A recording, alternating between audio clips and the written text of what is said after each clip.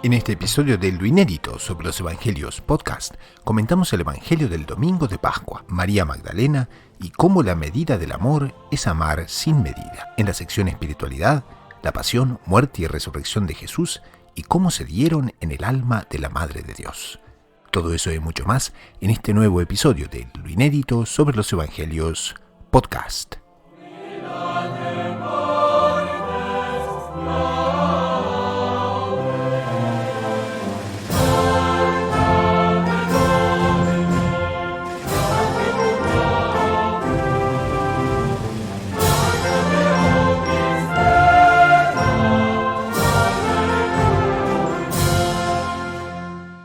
Salve María a todos, bienvenidos al programa número 78 de Lo Inédito sobre los Evangelios, el podcast semanal de los Heraldos, y el programa número 63 para Radio María Canadá, la voz católica que te acompaña. En este programa vamos a conversar sobre el Evangelio que es el Evangelio de la Resurrección, pero claro, como este programa va a ser publicado el viernes, que es el Viernes Santo, vamos a tratar también de un tema que es fabuloso y es justamente cómo ocurrió la pasión en el corazón de Nuestra Señora y sobre el relacionamiento profundísimo de ella con los apóstoles y por supuesto con nuestro Señor Jesucristo y cómo se dio la resurrección también.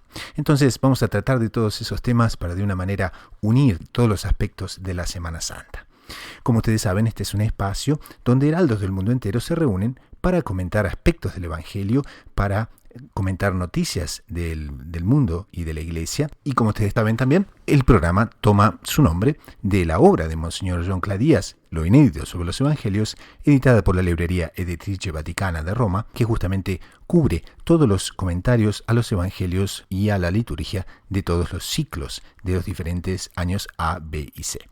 Entonces, esto puesto, vamos a comenzar con el tema de hoy, pero antes les presento a los panelistas que nos honran con su presencia y sobre todo también superando muchos obstáculos de horas, obstáculos, en fin, en la presente situación en la que nos encontramos de pandemia y todo. Es realmente muy interesante ver cómo en este programa, por ejemplo, se reúnen los tres extremos de América, porque tenemos al hermano Pablo Vela, que nos atiende desde la Argentina, al doctor Saúl Castiblanco desde Colombia, y bueno, quien les habla aquí desde Toronto, Canadá. Entonces les presento, tenemos al doctor Saúl Castiblanco, al hermano Pablo Vela. Salve María a los dos. Salve María, qué alegría estar aquí, hermano Gustavo. Don Saúl, una alegría también encontrarnos. Salve María, hermano Pablo, salve María, don Gustavo, y un saludo a toda la querida audiencia, una alegría estar con ustedes. Les recuerdo que el doctor Saúl Castiblanco es psicólogo, es editor de la agencia de noticias Gaudium Impress en su edición hispana, es bachiller en Ciencias Religiosas por la Pontificia Universidad Santo Tomás de Aquino de Roma, el Angelicum, y por la Domuni, Universidad Internacional de los Dominicanos, con sede en Toulouse, Francia. Y también el hermano Pablo Vela, de los Heraldos del Evangelio, por supuesto, y es misionero en Buenos Aires, Argentina. Entonces, pasamos al Evangelio, que es el Evangelio correspondiente al domingo de la Resurrección, y que dice: el primer día de la semana, María Magdalena fue al sepulcro al amanecer, cuando aún estaba oscuro, y vio la losa quitada del sepulcro. Echó a correr, y fue donde estaban Simón Pedro y el otro discípulo, a quien Jesús amaba, y les dijo: se han llevado del sepulcro al Señor, y no sabemos dónde lo han puesto. Salieron Pedro y el otro discípulo camino del sepulcro. Los dos corrían juntos, pero el otro discípulo corría más que Pedro. Se adelantó y llegó primero al sepulcro, e inclinándose vio los lienzos tendidos, pero no entró. Llegó también Simón Pedro detrás de él, y entró en el sepulcro. Vio los lienzos tendidos y el sudario con que le habían cubierto la cabeza, no con los lienzos, sino enrollado en un sitio aparte. Entonces entró también el otro discípulo, el que había llegado primero al sepulcro, vio y creyó, pues hasta entonces no habían entendido la Escritura, que él había de resucitar de entre los muertos. Entonces, en este Evangelio podemos ver una cosa que es realmente muy hermosa, y es el celo, el ferviente amor que Santa María Magdalena muestra en no medir justamente el alcance de lo que está haciendo, sino que, llevada por el amor al Maestro, decide entonces, en el primer día de la semana, llegar al sepulcro cuando aún estaba oscuro y vio la losa quitada del sepulcro. ¿Qué les parece esta escena? Es impresionante, hermano Gustavo, el poder contemplar ya después de haber meditado sobre la pasión, haber meditado sobre estos misterios de la redención tan impresionantes, ver como usted decía, como almas que supieron pasar con amor a los pies de Nuestra Señora esos momentos de dolor tan fuertes que el Evangelio nos deja plasmados de una forma simple, pero al mismo tiempo como que muy elevada, muy sublime. En pocas palabras, grandes cosas, ¿no? Porque pone el primer día de la semana, María Magdalena fue al sepulcro al amanecer, ¿no? No esperó a que fuese un poco más tarde, superó todos los obstáculos que había. Es muy interesante, recordando en una ocasión, como el señor Juan decía, que es un poco, si vamos a ver desde el punto de vista humano y quitamos el amor, quitamos el entusiasmo, es bastante absurdo lo que María Magdalena hizo, porque Rompe todas las leyes, rompe todo lo que se pueda imaginar en materia de procedimientos también. cualquier esquema, ¿no? Solo pongamos una cosa, ya el momento en que lo hace, la situación en la que se coloca, más sobre todo, el sepulcro estaba tapado con una roca, ¿no? ¿Quién iba a mover esa roca? ¿Con qué? Estaba con guardias, estaba con todo. Estamos en medio de una persecución, porque recordemos que los guardias fueron puestos por los judíos, ¿no? Por el Sanedrín, justamente para evitar que los apóstoles o las santas mujeres fuesen a ver a nuestro Señor Jesucristo. Y justo Santa María Magdalena se presenta, ¿no? En el momento. Exactamente. Entonces, desde el punto de vista de no tener fe, es más que locura, es un absurdo, es algo que no tiene pies ni cabeza. Pero es interesante que incluso hace poco, como el Señor recordaba en una de las homilías, una frase que San Bernardo decía, ¿no? Eso refiriéndose un poco a la vida religiosa, ¿no? Novicio prudente, profeso apóstata. En el siguiente sentido de que cuando nosotros recibimos una gracia especial por la cual nos dejamos llevar, sería un poco aquí largo, todos conocerán bien el sentido de la palabra flash que tantas veces el doctor Plinio nos enseñó, como siendo ese flash que Dios nos da en el alma por el cual nos hace conocerlo un poco. Cuando nosotros recibimos esas gracias sensibles, esas gracias de la mística ordinaria en la cual todos participamos en momentos de retiro, en momentos de dificultad, en momentos de gran alegría, en los momentos en los cuales Dios en su infinita misericordia quiere entrar en contacto con nosotros, en esos momentos de esa paz, de esa alegría, de ese entusiasmo, nadie mide nada.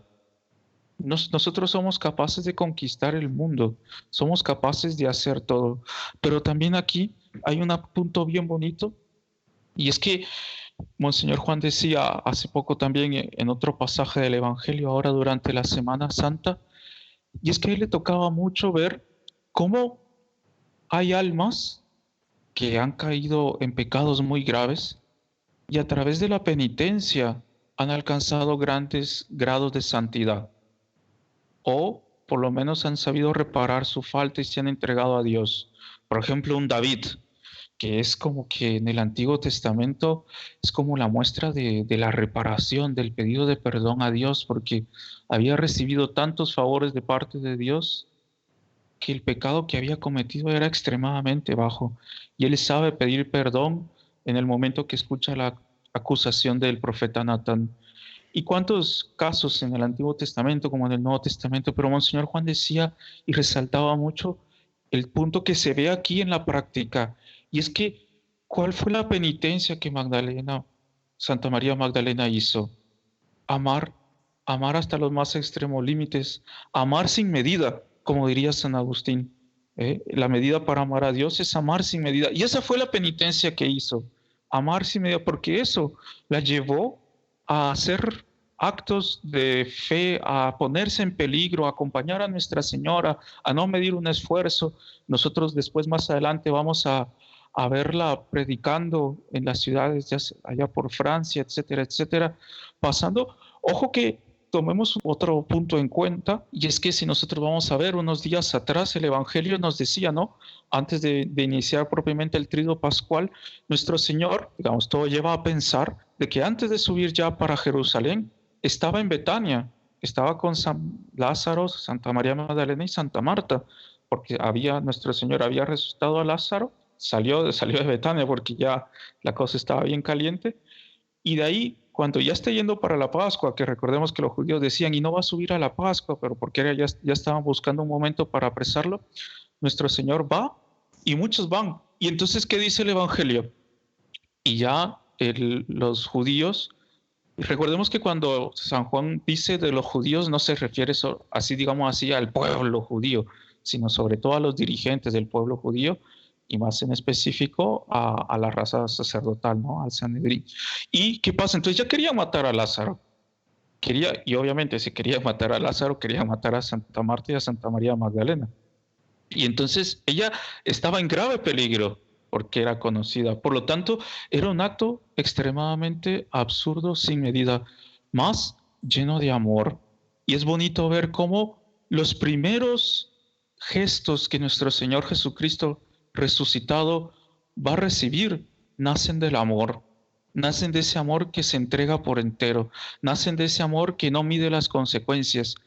Y ese amor nuestro Señor lo corresponde restaurando en el alma de la persona tantas virtudes, tantas gracias que fueron perdidas por el pecado, pero que por la correspondencia de ese amor que vino de Dios con la persona, Dios no se deja ganar en bondad y entrega todo su corazón y también se deja, hace llenar el alma de la persona que se entregó de riquísimos tesoros. Y es lo que nosotros vamos a contemplar en este pasaje tan lleno de belleza. Bueno, además de lo dicho por el hermano Pablo, yo pensaba, oiga, el amor de María Magdalena pasa inclusive por encima de la fe, porque ella no creía en ese momento, por lo menos, no tenía conciencia de la resurrección de Cristo nuestro Señor. De pronto, cuando ella pide la resurrección de su hermano, ella dice que escucha a su hermana Marta decir que, oiga, ellos saben que que él es la vida y que al final de los días Él va a resucitar a los hombres, ¿cierto? Pero es muy poco probable que ellas no hubieran escuchado que nuestro Señor anunció su resurrección, de pronto un lenguaje un poco cifrado, etcétera. Pero insistir, el amor de ella la hace pasar por encima de los temores humanos, de la racionalidad humana, inclusive de una no claridad en ese momento de la fe, pero ella lo único que quiere es juntarse al amado. Y recibe ese premio gigantesco, ser el heraldo, el primer portavoz de la resurrección de Cristo, ¿no? Primer portavoz en las Escrituras, porque, bueno, y primer portavoz, porque es el que anuncia, porque dice la tradición de la iglesia, pues que la primera aparición del resucitado fue a su Madre Santísima, ¿no? Pero la primera que anuncia y que le anuncia a los apóstoles es ella, es Santa María Magdalena, y esa es una honra muy grande, ¿no? Ahora, ¿por qué ella lo amaba tanto? ¿Por qué ella lo quería tanto? Ahí entramos en lo que el hermano Pablo decía. Ella tuvo flashes, ella tuvo, en medio inclusive, puede ser perfectamente, en medio de su pecado, ella tuvo comunicaciones místicas en las que el Espíritu Santo en el interior de sus almas le hablaba quién era Él. Y de pronto ella vio un gesto, ella vio el rostro de nuestro Señor, ella vio la luz que salía de todo su ser, y en el fondo de su corazón el Espíritu Santo hablaba, y ella dijo, yo amo eso, yo amo esa grandeza y esa divinidad que me está haciendo mostrar al interior de mi alma. Y ella no fue infiel a ese amor, y ese amor la restauró, ese amor la hizo portavoz de heralda de la resurrección de Cristo, y finalmente la hizo la primera en el coro de las vírgenes. Entonces es resaltar esa maravilla. A mí me gustaría un poco también volver la atención hacia el segundo conjunto de personajes, que son justamente San Pedro y San Juan. Porque aquí Monseñor Jonclá nos trae a colación comentarios de San Agustín, de San Gregorio Magno, que dicen que San Pedro y San Juan en este momento, uno representa la autoridad, San Pedro, y San Juan representa el amor. Y los dos representan entonces la fuerza del gobierno y la fuerza de la caridad. Y fue hacia la fuerza del gobierno y a la fuerza de la caridad que Santa María Magdalena va a buscar una guía, viendo la gravedad de lo que ha pasado, a lo cual ella atribuye que es un robo del cuerpo del Señor. Entonces ella justamente va hacia ellos dos. Y entonces busca, Monseñor Jonclá dice, la luz del consejo y el amparo de la caridad. Y nos pone también una analogía muy interesante, que es cómo debemos en momentos de duda saber volvernos hacia la autoridad de la Iglesia, saber volvernos hacia la guía espiritual que necesitamos, que solo puede estar en la Santa Iglesia Católica Apostólica Romana. Interesante esa acotación, hermano Gustavo, porque sobre todo para los días que estamos viviendo, ¿no? Que son tan, digámosle así, fuera de lo común, por disponer una expresión. Pero tener esa certeza como ella lo tuvo, que en ese momento la autoridad de la iglesia era San Pedro, y esa caridad que representaba a San Juan, pero como que tener nosotros también esa convicción, ¿no? De que Dios nunca nos va a abandonar, que Dios nunca va a abandonar a su iglesia, y que, digámosle así, si nosotros sabemos encontrar donde Dios nos habla a través de su iglesia, nosotros nos vamos a sentir muy amparados, ¿no? En medio de las dificultades que nosotros podamos tener, ¿no? Pero si nosotros sabemos escuchar la voz de Dios a través de la iglesia, nosotros como que nunca vamos a equivocarnos, ¿no? Ella no quiso solucionar el dilema por sí misma. Ella fue a consultar a la autoridad, ¿no? Ella fue a consultar a la caridad, ella fue a consultar al colegio apostólico. Entonces es muy bonito, es un ejemplo de lo que nosotros tenemos que hacer. Tenemos una duda, tenemos algo que no conocemos, bueno, vamos a consultar a los que nos antecedieron en la fe, a los doctores de la iglesia, a la tradición de la iglesia, etcétera. Pero pues los hechos que se siguen también son llenos de simbolismo, Gustavo, entonces tal vez usted quiera introducirnos en ellos. Bueno, quería también llamarles la atención sobre esto que Monseñor John Cla nos comenta, porque salieron Pedro y el otro discípulo camino del sepulcro. Los dos corrían juntos, pero el otro discípulo corría más que Pedro. Se adelantó y llegó primero al sepulcro. Y ahí Monseñor John Cla dice, son muy curiosas y dignas de aprecio las consideraciones de San Gregorio Magno acerca del relato de San Juan. ¿Por qué? Porque él dice que San Juan, el más joven de los dos, representa la sinagoga judía y Pedro, el más anciano, la iglesia universal. Y aunque la sinagoga de los judíos precedió en el culto divino a la iglesia de los gentiles, sin embargo fue superada en número por la multitud de los gentiles. Corrieron ambas juntamente porque desde su nacimiento hasta su ocaso, aunque en sentido opuesto, digamos, distinto sentido, corren juntas. La sinagoga llegó primero al monumento, pero no entró, porque aunque entendió los mandatos de la ley sobre las profecías de la encarnación, la pasión y muerte de nuestro Señor, no quiso creer. Llegó después Simón Pedro y entró en el sepulcro, porque la iglesia de las naciones, que siguió la última, creyó a Cristo muerto en su humanidad y vivo en su divinidad. Y ahí nos pone un simbolismo también del sudario, porque él dice que, claro, el sudario de la cabeza del Señor no fue encontrado con los lienzos. Esto estaba aparte. Y eso porque Dios, nos dice, es la cabeza de Cristo. Y los misterios de su divinidad son incomprensibles a la flaqueza de nuestra inteligencia y superiores a las facultades de la naturaleza humana. Entonces, en definitiva, nos llama la atención mucho porque dice que la razón por qué se encontró uno en un lugar y otro en otro es porque Dios no se encuentra entre las almas que están divididas, y solo merecen recibir su gracia las que no viven separadas por el escándalo, por ejemplo, de las sectas. Entonces, lleno de simbolismos, lleno de aspectos que la escena nos trae y que también las pruebas de la resurrección se comienzan a hacer patentes. Ahora, en esas pruebas de la resurrección, en ese decir de San Juan que vio y creyó, ¿cómo les parece que podemos ver la resurrección en este momento? Bueno, ahí es interesante que nosotros también tenemos que saber ver las señales de la resurrección en las épocas que vivimos, ¿no? Y ahora me viene a la memoria un comentario del profesor Plinio Correa Oliveira, hablando de la vida, pero que mutandis mutandis se puede aplicar también a la historia, me parece, o a los acontecimientos, ¿no? Porque muchas veces él decía, nosotros queremos saber cuál es el tamaño de la victoria que vendrá. Midámoslo por el tamaño del sufrimiento, midámoslo por el tamaño del sacrificio, midámoslo por el tamaño del parente absurdo, del parente a fracaso. Mientras más parezca imposible, quiere decir que la victoria está más cerca y más grande será. Lo único que Dios nos pide es que nosotros confiemos. Y ahí él decía, más o menos era la idea, y decía, ¿no? Solo ganarán la batalla aquellos que sean los héroes de la confianza. Dice, nuestra derrota no está en muchas veces no alcanzar las metas, sino nuestra derrota está en no saber confiar. Y dentro de la confianza entra algo que se llama la fe y la esperanza.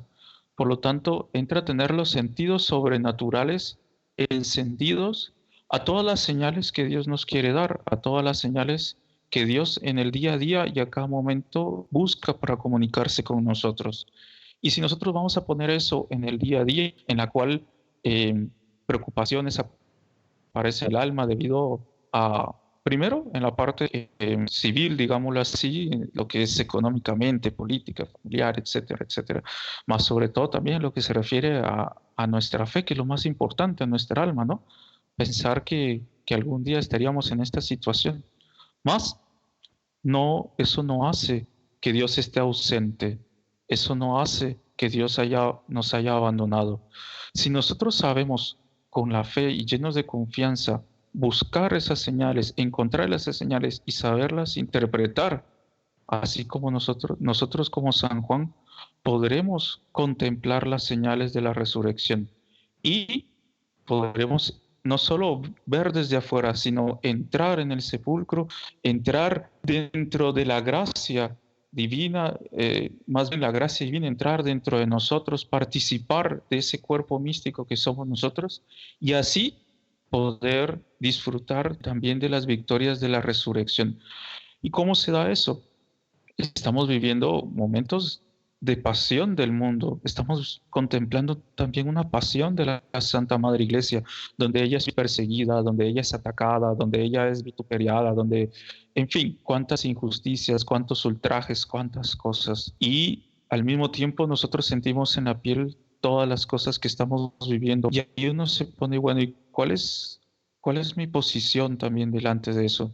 Si nosotros, pasando la prueba, sabemos tener el amor de María Magdalena, sabemos correr como San Juan, sabemos ser presurosos como fue San Pedro y sabemos amar y entregar nuestro corazón llevados por la fe, nosotros vamos llenos de confianza, vamos a pasar la prueba, vamos a pasar las etapas y vamos a contemplar el triunfo de la Santa Madre Iglesia dado en el reino de María por medio de Nuestra Señora.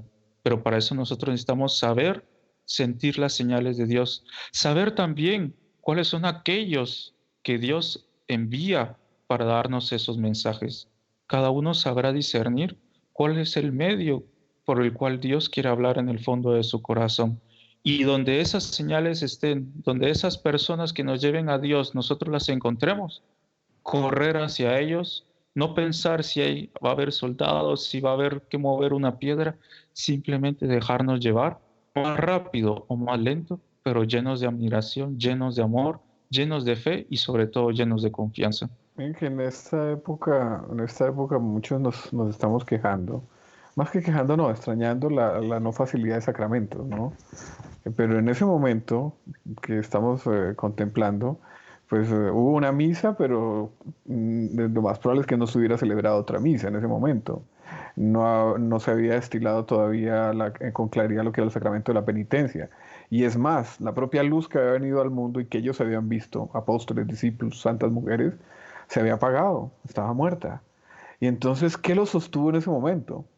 Es indiscutible que ellos en ese momento fueron sostenidos en torno a Nuestra Señora, en torno a la Virgen María, ¿no? Que ella nunca perdió la esperanza, nunca perdió el amor, ella tuvo la certeza de la victoria y hasta, como es piadoso creer, las especies eucarísticas que ella recibió en la última cena se mantuvieron vivas en ella, se mantuvieron presentes en ella, entonces ella en sí misma vivió la pasión, la muerte y la posterior resurrección de nuestro Señor en sí misma en las especies eucarísticas que se mantienen en ella, y es racional entender que la Iglesia se sostuvo en torno a ella, a la devoción a ella, a la confianza a ella. Entonces, lo mismo podemos decir hoy en día, en estos momentos de incerteza, de dificultad, de mil problemas, de crisis, tenemos que pegarnos de la Virgen para que ella nos lleve a Cristo nuestro Señor, para que ella nos sustente en la fe, nos sustente la esperanza, como medianera y corredentora de la humanidad, medianera universal de todas las gracias,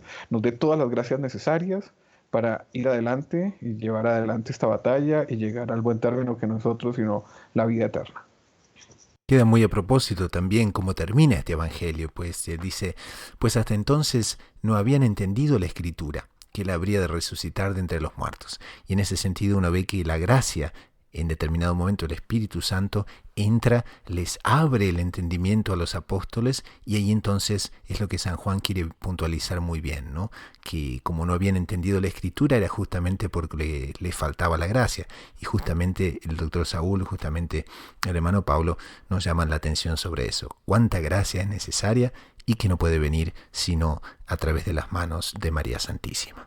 Podemos entonces pasar a la propia conclusión que Monseñor John Clark coloca, y que es una conclusión marianísima por excelencia, porque dice: los evangelios callan sobre la primerísima y más importante aparición de Jesús después de su resurrección, tal vez por la discreción habitual en tantos otros pasajes.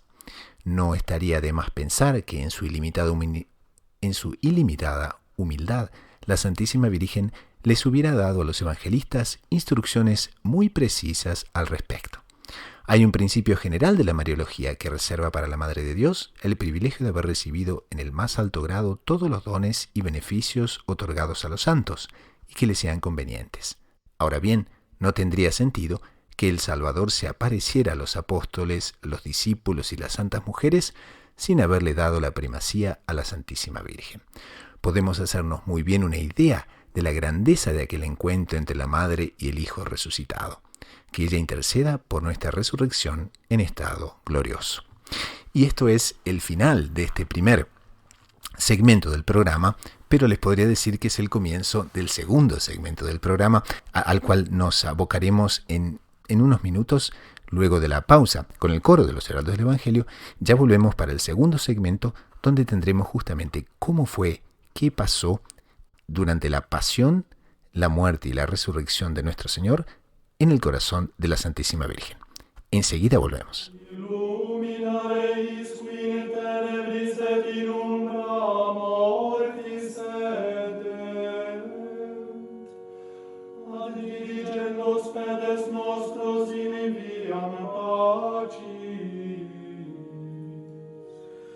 Gloria Patri et Filio et Spiritui Sancto,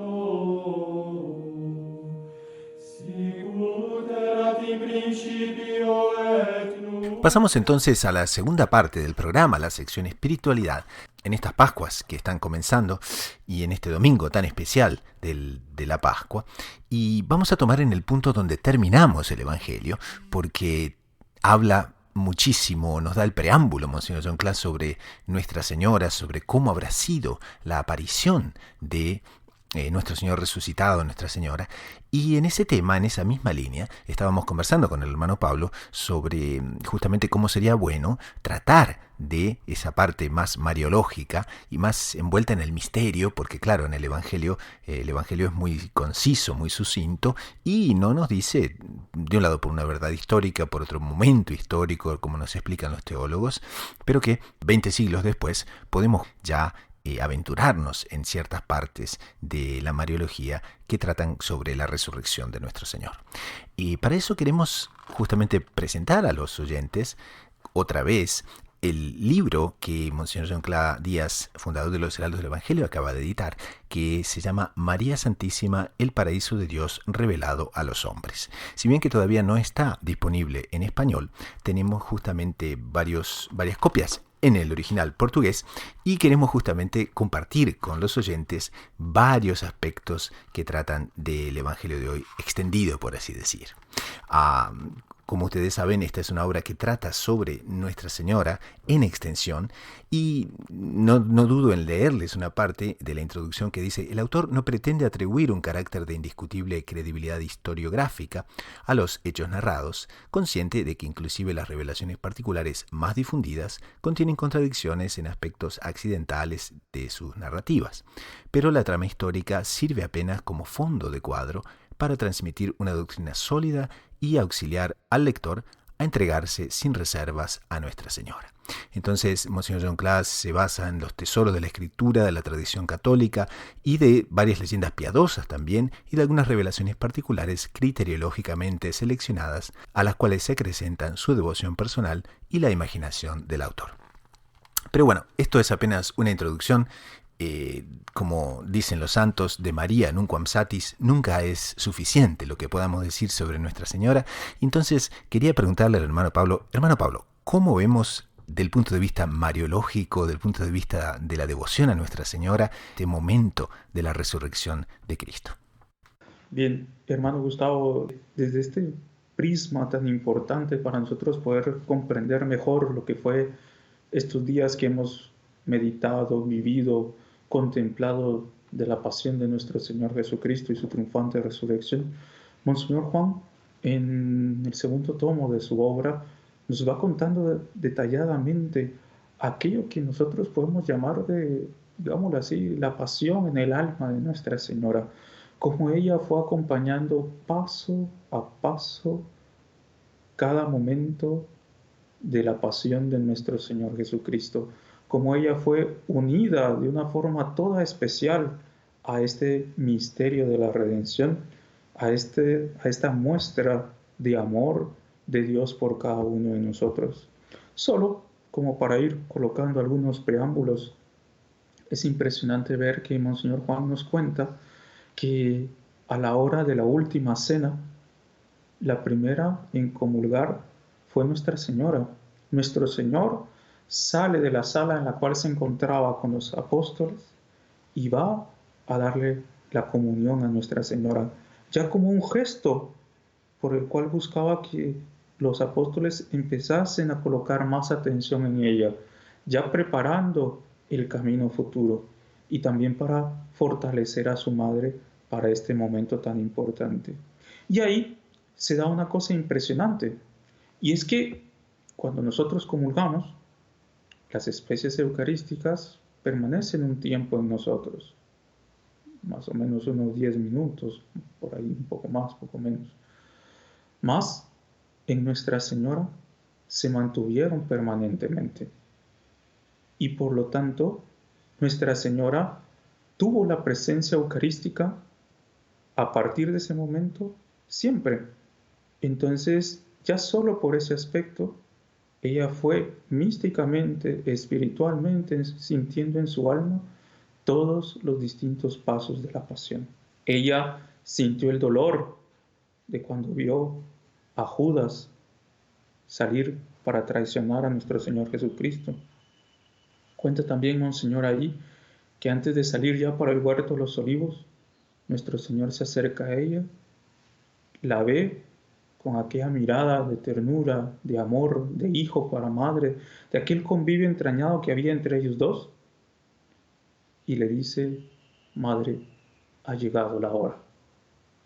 Aquello que había sido anunciado a Nuestra Señora por el arcángel San Gabriel en el momento de la anunciación, aquello que ella había contemplado durante 9 meses mientras estuvo gestando a nuestro Señor Jesucristo, aquello de lo cual San José, nuestro Señor Jesucristo y ella habían conversado tantas veces que nuestro Señor la había preparado, había llegado la hora. Madre, ha llegado la hora. ¿Por qué? Nos explica Monseñor. No era simplemente para avisarle, era porque en ese momento nuestro Señor, digamos así, estaba pidiendo su consentimiento por un deseo de la Santísima Trinidad, no porque fuese necesario, sino porque Dios así lo quería. Quería que aquella que es reina de la creación, quería que aquella que es madre de la divina gracia, diese su consentimiento para que se diese la salvación del género humano a través de toda la pasión. Nuestro Señor va al huerto de los olivos y Nuestra Señora ve cómo no solo nuestro Señor es preso, sino sobre todo cómo los apóstoles huyen, como aquellos que deberían de estar más íntimamente unidos a Él, huyen, con excepción de ¿quién? De San Juan.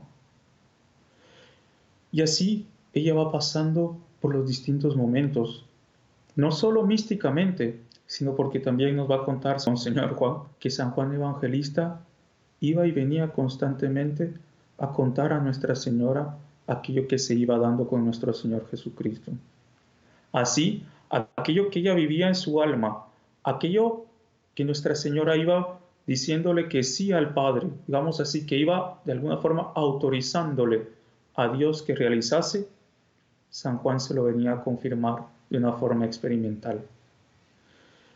Vino el juzgamiento inicuo, perverso, y San Juan fue a contárselo a Nuestra Señora. Y ahí San Juan fue, junto con una de las santas mujeres, antes de que empezase toda la parte de la flagelación, toda la parte de esa noche en la cual nuestro Señor fue tan vituperiado, escupido, y se volvieron a contemplar las dos miradas, y Nuestra Señora volvió a decir sí. Y místicamente, cada flagelación, cada escupitajo, cada insulto, cada bofetada, cada gota de sangre que era derramada por nuestro Señor, era aquella espada que se iba atravesando en el corazón de Nuestra Señora, como San Simeón ya se lo había profetizado. Ella iba sintiendo en su alma todos los dolores que nuestro Señor iba sintiendo. Ella iba padeciendo en su alma todos aquellos sufrimientos que nuestro Señor estaba teniendo. Mas no paraba por allí. Venía después la coronación de espinas. Venía después el colocarle el manto púrpura. Y así sucesivamente los distintos pasos que nuestro Señor fue dando para alcanzar la redención del género humano, Nuestra Señora los va acompañando. Pero la parte del Calvario es impresionante. Monseñor Juan cuenta cómo había una cantidad de demonios que circundaban todo el ambiente para que los soldados de forma satánica insultaran a nuestro Señor, platearan a nuestro Señor, flagelaran a nuestro Señor, lo hicieran sufrir lo máximo posible. Y a la hora de la subida al Calvario, de ese Vía Crucis de nuestro Señor, ella iba acompañando de lejos, de lejos, es decir, digamos, no hasta delante de toda la multitud, siempre discreta. Mas hubo un momento en el cual, y ahí cuenta que es impresionante, que Nuestra Señora tenía una prueba muy grande ahí. Y ella veía que nuestro Señor Jesucristo buscaba su apoyo, buscaba místicamente de corazón a corazón sentirla. Y Dios permitía que Él no sintiera ese apoyo, que nuestro Señor se sintiese hasta abandonado por ella. Y era uno de los mayores dolores de nuestro Señor, diciendo, hasta ella me dejó. Y Nuestra Señora veía también que Dios Padre no quería que la acompañase en todo ese momento. Solo un momento en el cual Nuestra Señora se acerca un poco más y se da ese encuentro grandiosísimo entre Él y su Santísima Madre. Cuenta que los ángeles cercan esa escena para que los demonios no interfiriesen y se da un poco de consuelo entre el sufrimiento del Hijo y el sufrimiento de la Madre. Y ella, a través de una mirada, le dice todo. Mas terminado ese periodo, cuenta Monseñor que nuestro Señor le viene la prueba y le dice, demonio, susurra, ¿no? Y dice, ¿y por qué mi madre solo vino hasta ahora? Y Nuestra Señora veía ese padecimiento de su Hijo y no podía ayudarlo todo lo que ella quisiera.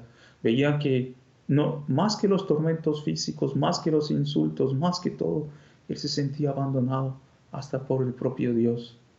Y ella, por más que lo viera, por más que quisiese acercarse, no podía, y no consistía aquel consuelo. Más sobre todo, había cosas que Nuestra Señora le eran escondidas por la providencia, y que por más que ella quisiese acercarse, ella intuía que no era el momento. Y así Nuestra Señora fue sufriendo todo. Lleguemos hasta el momento de la pasión. Monseñor Juan nos va a contar que Nuestra Señora se mantuvo en pie. Y uno diría, ¿por qué no de rodillas o hasta posternado? Ella quería estar firme en ese momento crucial de la historia en el cual se iba a dar la redención del género humano. Y el último momento en el cual nuestro Señor es traspasado por la lanza de Longinus, Nuestra Señora sintió en sí cada dolor, cada momento, cada paso de la pasión. Y al tenerlo en sus brazos, ya sin vida, osculando sus llagas, Nuestra Señora tenía a su Hijo muerto mas sabía que era Dios, y en su alma resonaba una certeza: en 3 días reconstruiré este templo. Y Nuestra Señora mantenía viva la llama de la fe. Después de eso, se van para el cenáculo con las santas mujeres y con San Juan Evangelista, que le acompaña desde ese momento de una forma todo especial después de escuchar esas palabras: Madre, he aquí a tu hijo, hijo, he aquí a tu madre. Y Nuestra Señora cuenta, Monseñor, en el libro, que llena de paz, mas llena de un dolor entrañable, mantenía un tiempo de recogimiento, recordando cada paso de la pasión, meditando en cómo ese misterio se había dado de forma tan admirable, de cómo Dios había amado tanto a las almas para llegar a ese punto, y cómo en breve todo estaría de distinta forma. Y mantenía viva esa llama de la fe, más en medio de la angustia. Sobre todo, ¿qué es lo que más le dolía? María Santísima no concebía este mundo sin la presencia de su divino Hijo. Y en este momento Él no se encontraba más. De alguna forma, Dios había muerto, porque nuestro Señor era Dios hecho hombre. Obviamente Dios no puede morir, mas en la persona de nuestro Señor Jesucristo, Dios y hombre verdadero, nuestro Señor había, en su persona humana, entregado su vida por la redención del género humano. Y ahí cuenta que en medio de esa angustia, pasado todo ese viernes, que el pueblo entero pasó en medio de señales impresionantes, el sábado, Nuestra Señora ya en la mañana recibió un alivio en medio de toda esta prueba. Y es que nuestro Señor la fue a visitar con San José, mostrándole la salida de los justos del limbo. ¿Por qué? Porque nuestro Señor quería que ella participara místicamente de eso. Y eso fue un alivio para ella. Ella recibió muchísimas gracias, viendo el alma de su Santísimo Esposo y el alma de su Divino Hijo. Más se daría un momento glorioso, el momento más importante de toda la historia de la humanidad, en el cual nuestro Señor resucitaría. Y cuenta que nuestro Señor Jesucristo, después de haber resucitado, ¿quién fue la primera persona a quien Él fue a ver? No podía ser otra sino su Santísima Madre.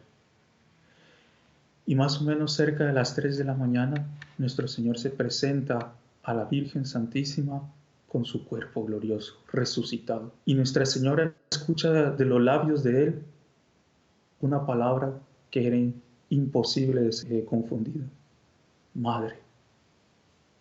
Y se lanza a sus pies y se da un abrazo entrañado entre madre e hijo, como nosotros no podemos imaginar. Y ahí estaba el premio de todo ese sufrimiento, ahí estaba el premio de haber perseverado en la fe. Y nuestro Señor empieza a contarle todo aquello que nacería de la Santa Madre Iglesia Católica. Nuestro Señor empieza a contarle a ella, a revelar todo el futuro de la Iglesia, el futuro de los santos, a prepararla. ¿Para qué? Para que ella fuese aquella protectora de los discípulos, de los apóstoles, de aquella iglesia naciente, que ella tendría que encargarse de llevar adelante después de la ascensión de nuestro Señor Jesucristo.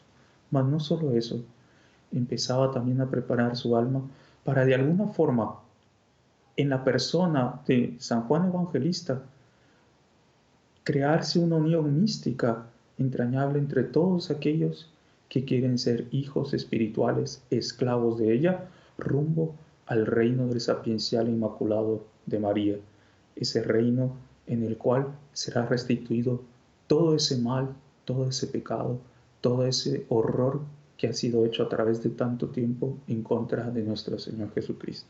¿Más qué podemos aprender nosotros de eso? ¿Qué lección nos queda para nosotros de eso? Una lección extremadamente importante. Y es que, ¿cuántas veces nosotros no tenemos que pasar por los momentos de sufrimiento? ¿Cuántas veces en nuestra vida nosotros tenemos la gracia, porque es una gracia y es una muestra de amor indecible de parte de Dios para con nosotros, que Dios nos hace pasar nuestra vía crucis, que Dios nos hace pasar nuestra hora en el huerto de los olivos, en el cual vemos venir el dolor, pedimos a Dios que no sea liberado de este dolor, y Dios no lo permite. Y nosotros debemos de tomar nuestra cruz, debemos cargarla con amor, debemos muchas veces de forma figurativa dejarnos flagelar, dejarnos, digamos así, maltratar, entre comillas, muchas veces por el propio Dios. No entendemos nada y llegamos tal vez al auge de la prueba en el cual sentimos que Dios nos ha abandonado. Monseñor Juan pasó por eso.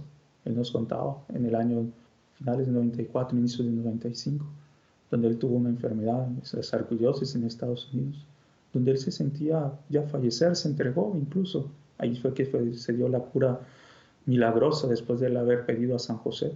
Mas él decía que en ese momento él se sentía como un esparadrapo usado, tirado a la basura por Nuestra Señora.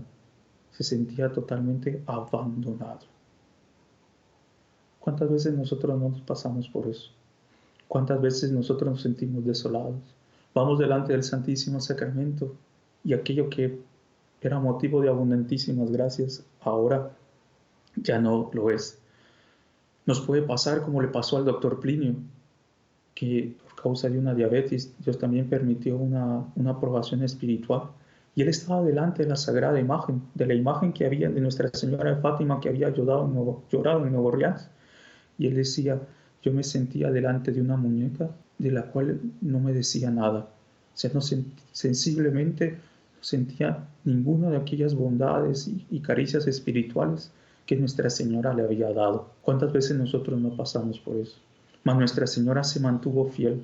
Nuestra Señora mantuvo viva la fe, viva la llama de la fe, no solo en ella, sino en el discípulo amado, en las santas mujeres, poco a poco en los apóstoles. ¿Y cuál fue su premio?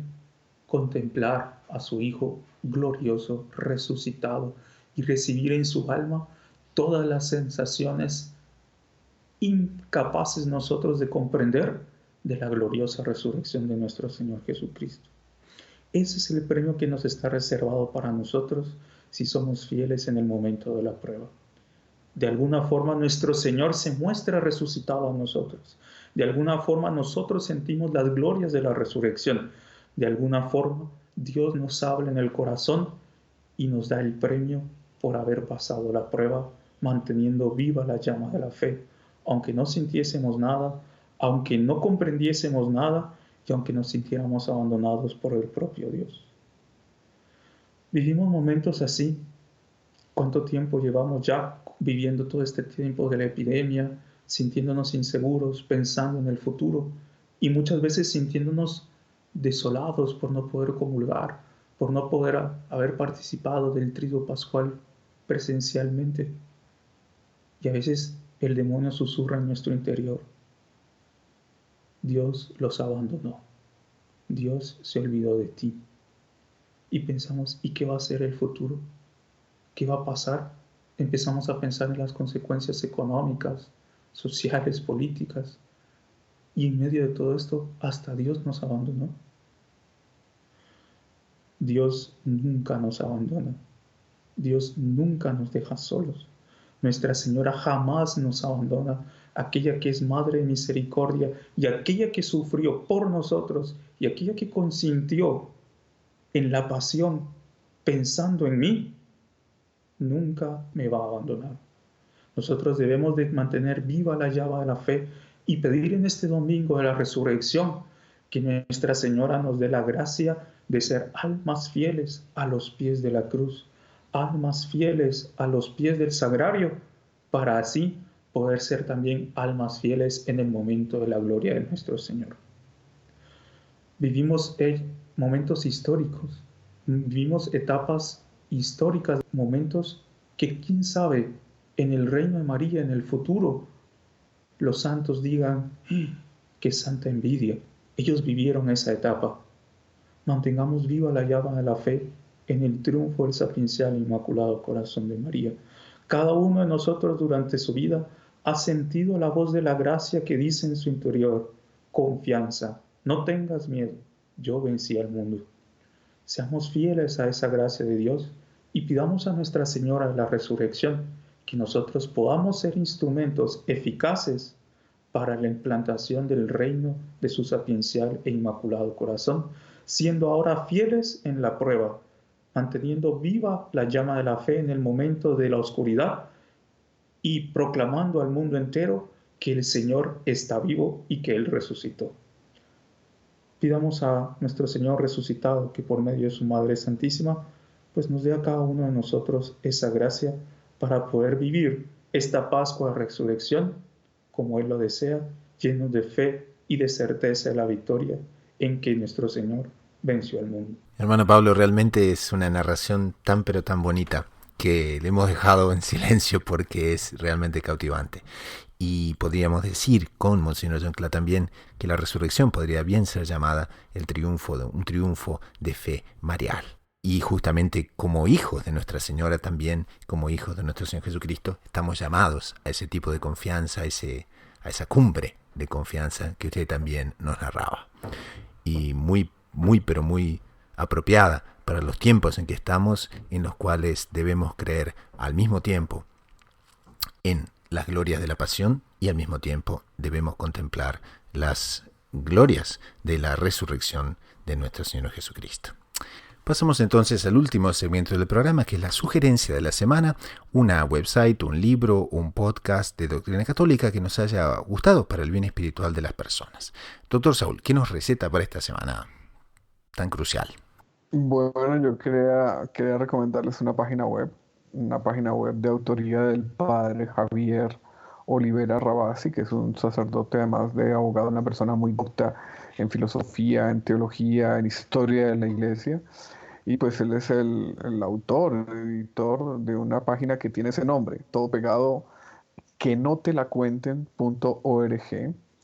Y es una página pues que tiene ese incentivo de clarificar muchas dudas y muchos ataques que se hacen contra la Iglesia, pero no solo eso, sino que también nos trae temas recomendados, materiales de consulta recomendados, trae un editorial en el que el padre y la página establecen su posición sobre temas de actualidad en la Iglesia. Entonces les recomiendo mucho esa página de internet, se llama quenotelacuenten.org. Entonces colocamos el enlace en las notas del programa. Hermano Pablo, ¿qué tendríamos para esta semana? Me gustaría recomendar a la audiencia un artículo muy interesante del padre Rafael Ibarguren de los Heraldos del Evangelio que se titula Piedra de escándalo y fármaco de inmortalidad. Por el título nadie se va a imaginar cuál es el tema, así que no quiero revelarlo, pero sí sé decirles que será una muy buena vacuna.